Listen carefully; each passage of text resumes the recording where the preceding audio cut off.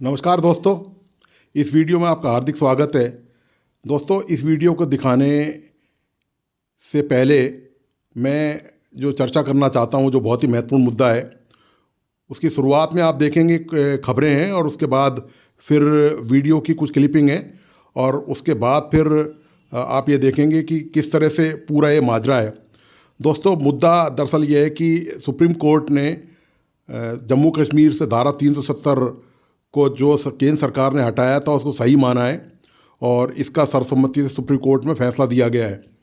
तो supreme court के इस फैसले के बाद निश्चित तौर पर आपको पता ही है कि विवाद होना निश्चित था कि विवाद होना ही है। तो आप मज़ेदार बात ये देखिए कि विपक्ष के पाकिस्तान में इस मुद्दे को लेकर विवाद हो रहा है और पाकिस्तान कई आरोप प्रत्यारोप लगाता रहा है शुरू से इस मुद्दे को लेकर। लेकिन जो सर्वाधिक आश्चर्य की बात ये है, जो भारत के जो विपक्षी दल हैं वे भी इस मुद्दे पर आलोचना कर रहे हैं। आप देखिए कि केंद्र सरकार ने हटाया, हो सकता है केंद्र सरकार की मंशा इस मामले में सही नहीं हो, एक बार ये मान भी लेते हैं, लेकिन क्या सुप्रीम कोर्ट जो कानून की बुनियाद पर काम करता है, जो संविधान के दायरे में काम करता है, क्या उस पर भी कोई टीका टिप्पणी की जा सकती है? यदि किसी को कोई संदेह और शक है तो वो सुप्रीम कोर्ट में जाकर उसकी बात रख सकता है। सुप्रीम कोर्ट ने इस मामले में जितनी भी याचिकाएं थी सबकी सुनवाई की है और पिछले 1.5-2 साल से लगातार 3 साल से ये मामला सुप्रीम कोर्ट में चल रहा था। लगातार कई सुनवाई हो चुकी हैं। उसके बाद सुप्रीम कोर्ट ने तमाम पहलुओं पर विचार विमर्श करते हुए यह निर्णय दिया है कि केंद्र सरकार ने जम्मू कश्मीर से धारा 370 जो हटाई है वो ठीक है, जायज़ है, वो कानून के दायरे में है, वो संविधान के दायरे में है। लेकिन दोस्तों, सबसे बड़ी बात यह है कि इससे विपक्षी दलों के पेट में दर्द हो रहा है और आप जानते हैं कि पेट में दर्द क्यों हो रहा है। सीधा सा एक कारण है, कोई उनका ऐसा नहीं है कि जम्मू कश्मीर से बहुत ज़्यादा प्रेम हो, वहाँ के निवासियों से बहुत ज़्यादा प्रेम हो। उनका एकमात्र कारण यह पेट में दर्द होने की जो वजह है कि जो मुस्लिम अल्पसंख्यक जो वोट बैंक है वो यदि ऐसा नहीं बोलेंगे तो वो हाथ से उनके फिसल जाएगा, और जो उनके साथ है भी नहीं। आपने अभी 4 राज्यों के लोकसभा चुनाव में देखा है कि कांग्रेस कैसे बुरी तरह से परास्त हुई है। यदि मुस्लिमों ने ही उनको वोट दिया होता तो कांग्रेस की इतनी बुरी दुर्गति नहीं होती। निश्चित तौर पर कांग्रेस को या दूसरे दलों को वो वोट नहीं मिला। ये हो सकता है कि उनका वोट भारतीय जनता पार्टी को नहीं मिला हो, लेकिन इनको भी नहीं मिला, वो कहीं इधर उधर छितर गया, स्कैटर्ड हो गया, बिखर गया। तो दोस्तों, ये मुस्लिम वोट बैंक के लिए जो ये त्राहिमाम किया जा रहा है, इसका जो अंदरूनी जो भावना है वो केवल उनका हित देखना नहीं है, उनका सोशल वेलफेयर करना नहीं है। यदि ऐसा होता तो जम्मू कश्मीर में जब से धारा 370 हटी है वहाँ पर 0-0 जो है वो पत्थरबाजी घटनाओं के दौरान जो सुरक्षा बल या पुलिसकर्मी घायल होते थे, चूंकि पत्थरबाजी हुई नहीं, वो घटना वहाँ 0 है। ये सारे आंकड़े आपको इस वीडियो में मिलेंगे जो गृह मंत्री ने संसद में पेश किए हैं। पूरे आंकड़े, पूरी डिटेल उन्होंने दी है कि जब से धारा 370 हटी है उसके बाद से जम्मू कश्मीर के हालात कैसे बदले हैं, जम्मू कश्मीर में कितनी शांति आई है, आतंकवाद पर किस हद तक काबू पाया है। तो दोस्तों, आप ये पूरा वीडियो देखिए।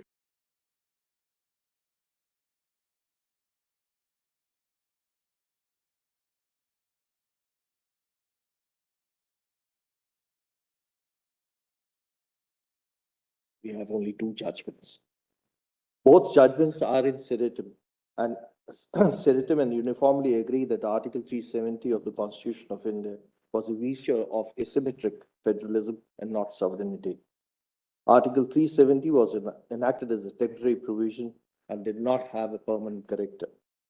The abrogation of Article 370 does not negate the federal structure, as citizens living in Jammu and Kashmir do and will enjoy the same status and rights as given to citizens residing in other parts of the country. Paragraph 2 of CO 272, by which Article 370 was amended by taking recourse to Article 367, is ultra-virus and bad in law, albeit it can be sustained in view of corresponding power under Article 371D. More importantly, Article 370 has been made inoperative in terms of Clause 3 to Article 370. Lastly, CO 373 is valid. I have agreed with what Justice Chandrachud has said, Chief Justice has said with regard to Article 356 of the Constitution of India, I've also made reference to Rameshwar Prasad and others versus Union of India and others, with which I respectfully agree. I also agree with the conclusions recorded by Dr. E.Y. Chandrachud, taking record of the statement made on behalf of the Union of India for restoration of the statehood of Union Territory of Jammu and Kashmir while upholding creation of Union Territory of Ladakh. Then I have agreed with Justice Kaul with regard to interpretation on Article 370, Clause 3.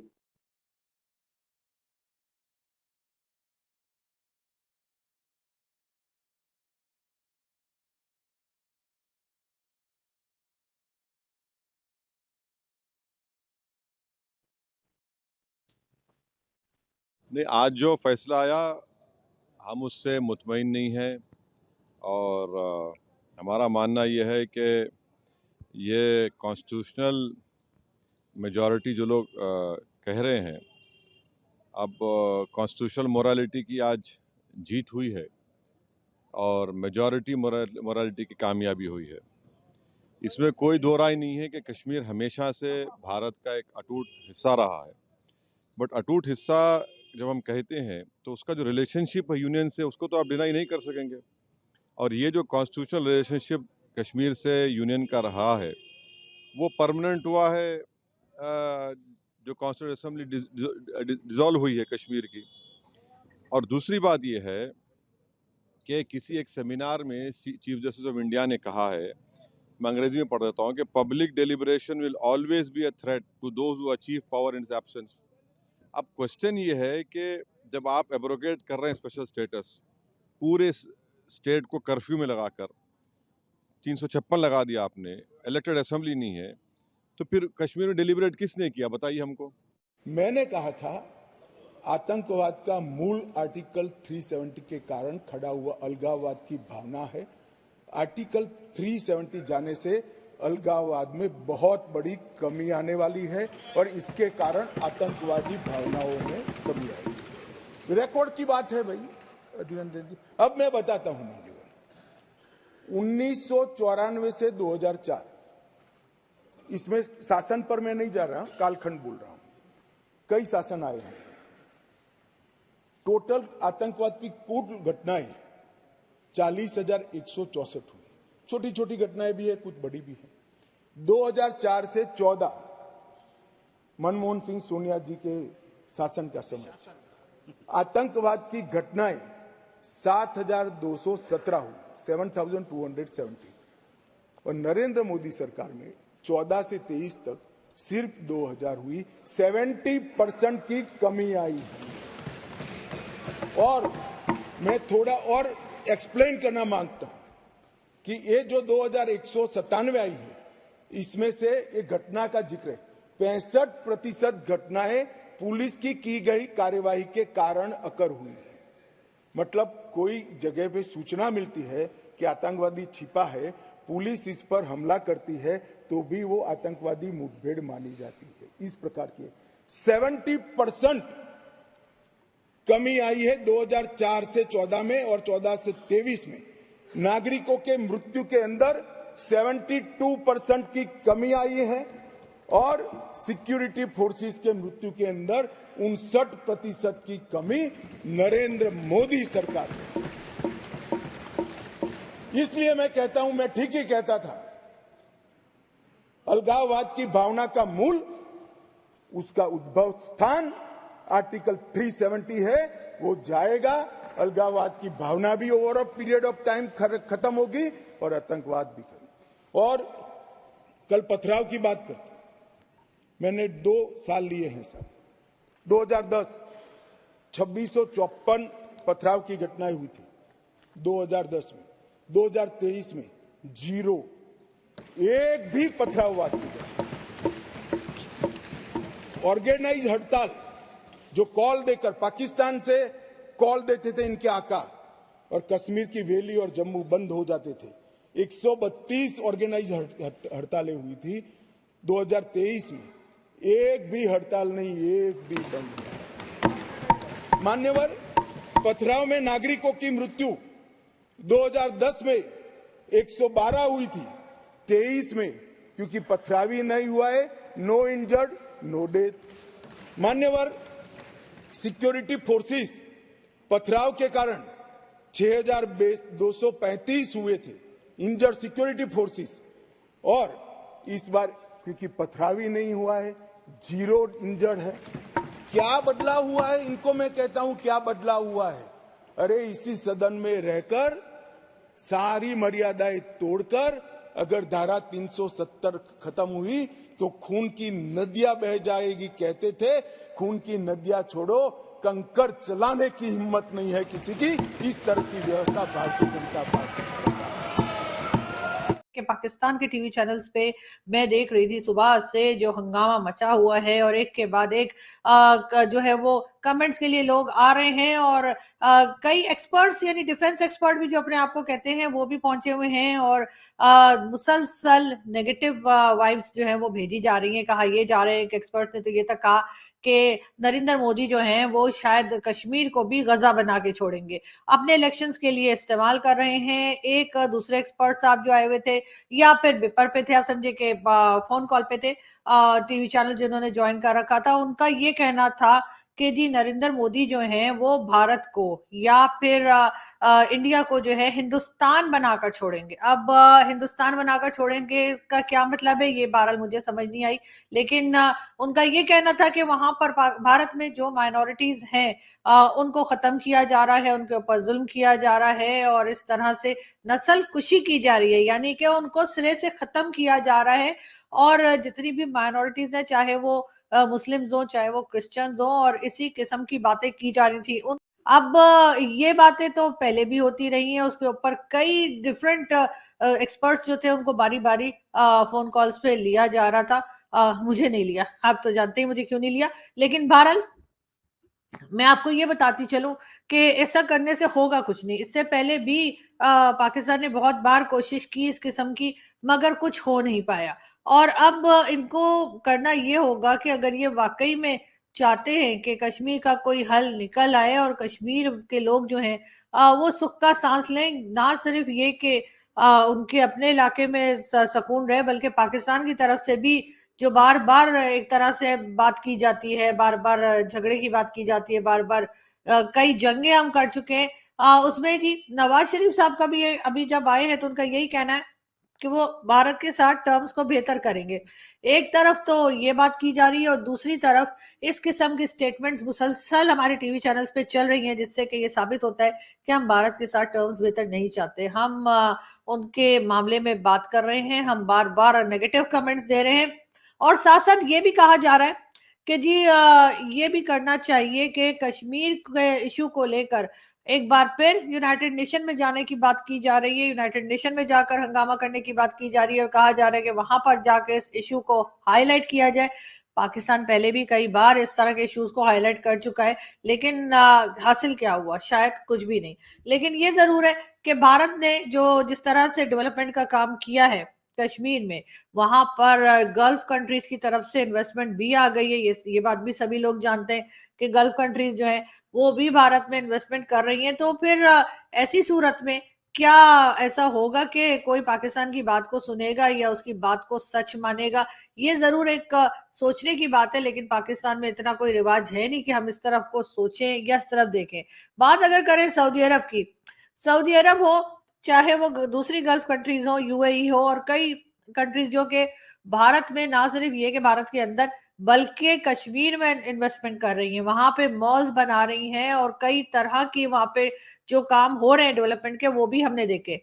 उसके बाद G20 की meeting भी वहां पर हो गई, तभी पाकिस्तान शोर मचाता रह गया और कुछ हुआ नहीं, लेकिन वहां पर एक बड़े शानदार तरीके से G20 की मीटिंग भी ऑर्गेनाइज की गई।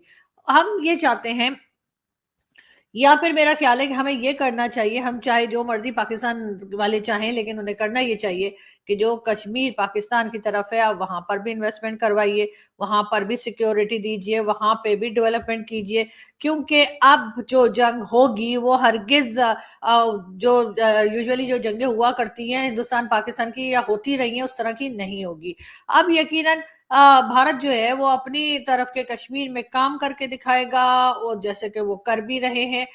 बेशुमार उन्होंने डेवलपमेंट का काम जो शुरू कर रखा है कश्मीर में, उसको देखकर ना सिर्फ ये कि बाकी दुनिया भी खामोश है और गल्फ कंट्रीज भी पैसा लगा रही है, बल्कि जो पाकिस्तान की तरफ कश्मीर का हिस्सा है वो लोग भी बार बार उस तरफ को ही देख रहे हैं। और कई लोग वहां पे प्रोटेस्ट हमारी तरफ यानी कि कश्मीर में प्रोटेस्ट करते हुए भी दिखाई देते हैं, और वो अपना राइट मांग रहे हैं। उनका कहना है कि जी पाकिस्तान में उनको उनके राइट्स नहीं मिल रहे हैं, उनको जो चीजें यानी जो बेसिक नीड्स के सामान होता है वो भी उनके पास नहीं है। और इस बारे में कई बार हमने बात भी की है और लोगों का प्रोटेस्ट भी दिखाया है, डिफरेंट चैनल्स पे भी आप देखते रहे। लेकिन पाकिस्तान की एक ही रट है, और वो ये कि जी बस जब भी कोई इस तरह का फैसला आएगा तो उन्होंने टीवी चैनल्स पे शोर मचाना है। मोदी साहब के इस दौर को या भारत की तरक्की को देख रहा हूं, मुझे गुप्ता डायनेस्टी, अशोका सिविलाइजेशन, मुझे सारी चीजें वो नजर आ रही हैं। जब कभी भारत इस पूरी दुनिया की बहुत बड़ी सिविलाइज नेशन थी, ये जो यूनाइटेड इंडिया था। So thank you so much. Sir, सबसे पहले तो मैं आपको ये बताना चाहूंगा, शायद आपने भी देखा होगा कि जिस तरीके से आपकी ट्वीट इंडिया के मेन स्ट्रीम मीडिया पे इस टाइम उसको चर्चे में है, डिस्कस किया जा रहा है और इंडियन प्राइम मिनिस्टर की स्पीच के साथ उसको लिंक किया जा रहा है। कुछ लोग तो कह रहे हैं कि आज की इस हैट्रिक ने 24 की हैट्रिक की गारंटी दे दी है। सबसे बड़ा मैं इसकी मिसाल देना चाहूंगा कि भारत की तरक्की का सबसे बड़ा सीक्रेट उनका एजुकेशन, उनकी, और दूसरा सबसे बड़ा सीक्रेट ये है कि उनकी जो मिडिल क्लास है, उनके जो यंग लोग हैं, उनके अंदर एपेटाइट है टू लर्न एंड ग्रो, जो उनकी तरक्की का सबसे बड़ा सीक्रेट है, जो उनको इस वक्त यूरोप से आगे लेके जा रहा है। क्योंकि अमेरिका और यूरोप, यहाँ के जो नौजवान हैं वो नशों पे लगे पड़े हैं, बोर हो चुके हैं, और एक बिजनेस के पढ़ाई जाती है लाइफ ऑफ द प्रोडक्ट, तो इनकी प्रोडक्ट ऑलमोस्ट जो है वो खत्म होती नजर आ रही है। कौम, जो नई कौम है, जवान लोग हैं, वो मैथ पढ़ने से डर रहे हैं यहाँ पे। लेकिन भारत की जो मिडिल क्लास है, भारत की जो यंग नौजवान कौम है, उनकी वो तालीम में आगे है। कंप्यूटर पे उन्होंने ऑलमोस्ट पूरी दुनिया पे मनापली हासिल कर ली है। तो इस वक्त सबसे ज्यादा मैं समझता हूं भारत की तरक्की का सीक्रेट मोदी साहब की लीडरशिप है, उनकी डिटर्मिनेशन है, उनकी डेडिकेशन फॉर इंडिया, और उनकी loyalty to India, nationalism for India. ये सारे सीक्रेट है। ये कनाडा का जो ट्रेंड है सबसे ज्यादा जाने का सिर्फ भारतीय पंजाब के अंदर है और ज्यादातर हमारी सिख बरादरी के अंदर है। दूसरी कौमें, इस वक्त मैं खुद आई विटनेस ये कर रहा हूं चीजें, कि वो यहां से वापस इंडिया जा रहे हैं। वहां पे उनकी तनख्वाहों के पैकेज जो है वो डॉलरों के कंपेटेबल हैं उनके, बल्कि वो प्रेफर करते हैं कि भारत में जाकर एक अच्छी जिंदगी गुजारें, अच्छा लाइफस्टाइल गुजारें, और तनख्वाहें उनकी अमेरिका के डॉलरों के बिल्कुल बराबर है। अब भारत के अंदर 1300 यूनिवर्सिटियां इस वक्त, आपके पास टूटी फूटी कुछ 70-80 सारी यूनिवर्सिटियां हैं, और वहां से भी जो ग्रेजुएट लड़के होके निकलते हैं वो इंग्लिश के 2 लफ्ज सीधे नहीं बोल सकते, बल्कि खबर कम है, मुझे मजाक ज्यादा लगता है। हमास के लीडर जो हानिया इस्माइल हैं, उन्होंने इस्लामाबाद में एक वीडियो लिंक पे खिताब किया है और पाकिस्तान के बारे में 2 लफ्ज उन्होंने कहा, ये बहादुर कौम है और मुजाहिदीन है, और हम इनसे मदद की, इनको कहेंगे इजराइल से करें। मैं समझ रहा था कि उन्होंने वाकई मजाक किया कि क्या इंडिया आपसे बात करना चाहता है। मैं उसके बारे में बताना चाहूंगा। एक तो ये आपकी जरूरत है, उनकी जरूरत नहीं है, नंबर 1। दूसरा, जो माजी के अंदर आपने उनके एतमाद को कई दफा ठेस पहुंचाई है, उधर से उनको कई उस पर शिकवे गिले मौजूद हैं। इसी को अगर आप देख लें तो बुनियादी तौर पे ये डिसीजन अब जो है वो मोदी साहब का डिसीजन नहीं है। This decision was taken by him, लेकिन जिस प्रोसेस से उन्होंने उसको गुजार दिया, अब इसको ये कहना कि ये मोदी साहब का डिसीजन है, मैं समझता हूँ कि ये जो है ना बड़ी नाइंसाफी, क्योंकि उसके बाद ये जो डिसीजन है ये भारत की जो पार्लियामेंट से गुजरा है, उसके पूरे प्रोसेस से गुजरा है, उस पर बाकायदा वोटिंग हुई है, और उस पर सारे भारत की जो पॉलिटिकल पार्टीज अपनी प्रेजेंस रखती हैं पार्लियामेंट के अंदर, उन्होंने उसमें हिस्सा लिया है। तो इसको फिर यूं अगर आप कहें कि जी भारत के जजेस जो हैं वो मुमकिन है भारत की पार्लियामेंट के डिसीजन को सुपरसीड ना करें, ये है दुरुस्त स्टेटमेंट जिसके पीछे कोई इंसाफ, कोई हया और किसी तरह की कोई थोड़ी बहुत जो है ना वो क्या कह सकते हैं, अखलाकियात जो है वो बचती है कि अब ये हम जज पे सीधा सीधा इल्ज़ाम लगा लें इंडिया के सुप्रीम कोर्ट ऑफ इंडिया पे कि जी उन्होंने मोदी साहब को खुश किया है, तो फिर हम जो है वो कहीं भी जब ये केस डिस्कस कर रहे होंगे जो पार्लियामेंट्री सुपरमेसी है उसको वर्सेस कोर्ट्स को, तो उसको हम रिकंसाइल कैसे करेंगे? फॉर एग्जांपल पाकिस्तान में ये जो अदालतों ने बार बार जो है वो स्ट्राइक डाउन किए यहाँ की पार्लियामान के फैसले, अभी इवन रिसेंट हिस्ट्री में, इवन हम बहुत पीछे ना जाएं, लास्ट 2 ईयर्स में ही आप देख लें, तो जिससे पाकिस्तान का इंटेलेक्चुअल और इंटेलिजेंसिया इस पर सख्त नाराजगी का उन्होंने इजहार किया, क्योंकि उन्होंने ये कहा कि आइन में लिखा हुआ है कि पार्लियामेंट जो है वो सुप्रीम इदारा है, तो पार्लियामेंट एक डिसीजन करती है तो उसको रिव्यू करने का, देखने का जो पूरी दुनिया का ये जो हमारा कॉमन लॉ का सिस्टम है उसका एक बाकायदा क्राइटेरिया है कि वो अगर कोर्ट में चला जाए तो कोर्ट उसमें जो नंबर 1 चीज देखता है कि कहीं पे ये ह्यूमन राइट्स वायलेशंस के जुमरे में तो नहीं आता, तो अगर आता है तो 99% कोर्ट्स जो हैं, स्पेशली इस तरह के जो सुप्रीम कोर्ट या हाई कोर्ट्स, वो उसको जो है वो सेटिसाइड खत्म कर देते हैं कि जी ये अगेंस्ट द ह्यूमन राइट्स है। लेकिन वो फिर भी पार्लियामेंट को सुपरसीड नहीं करते, बल्कि पार्लियामेंट को रिकमेंड करते हैं कि जी ये आपने जो डिसीजन किया इसमें हमारी ये रिजर्वेशन है, आप दोबारा देख लें, या कुछ इस तरह का रास्ता निकालते हैं। चूंकि कॉन्स्टिट्यूशन में ये जो अरेंजमेंट है कि कौन सुपीरियर है, कौन सबऑर्डिनेट है, किसका क्या रोल है, इसको अगर आप रीडिफाइन करेंगे अपने हर आदमी इंडिविजुअल पोजीशन और दिमाग से, तो फिर मुल्क नहीं चलेगा, ना सोसाइटी चलेगी, और एक कयास की सिचुएशन पैदा होगी जिसे हम देख रहे हैं गुज़श्ता 7-8 सालों से पाकिस्तान में। एक प्राइम मिनिस्टर को गर्दन से पकड़ के पिंजरे के पीछे फेंक दिया उन्होंने, और उस पर लिख दिया कि ये जनाब फलां सुप्रीम कोर्ट या हाई कोर्ट ने डिसीजन किया है कि ये इस मुल्क का सबसे बड़ा चोर है। अब जनाब वो उसके बाद दूसरे जज ने उसको निकाल के तो वहाँ का प्राइम मिनिस्टर तक ले जाने के सारे रास्ते फूंके मार मार के हमवार कर दिए, किसी ने कोई नहीं उठाया, दूसरे को उठा के वहां फेंक दिया जहां से वो निकला था कि जी इससे बड़ा चोर तो वो भी नहीं था। अब ये ड्रामा बन जाता है, दिस इज नॉट कॉन्स्टिट्यूशन। अब इसी तरीके से आप देखें तो इंडिया में ये 2 सिनारियो है। तो जजेस नॉर्मली इंडिया में पार्लियामेंट की जो सुपरमेसी है उसको चैलेंज नहीं करते, उनको अगर कोई चीज इवन ह्यूमन राइट्स की भी नजर आ जाए